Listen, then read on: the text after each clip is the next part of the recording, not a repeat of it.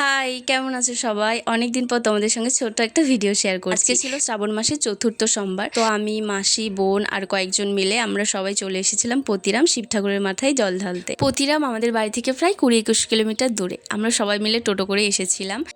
এখানে দেখতে পাচ্ছ অনেকেই দণ্ডি কাটছে। যাদের মানত থাকে তারা এরকম নদী থেকে স্নান করে মন্দির পর্যন্ত দণ্ডি কেটেই চলে যায়। তো তারপর গিয়ে তারা জল ঢালে শিবের মাথায়।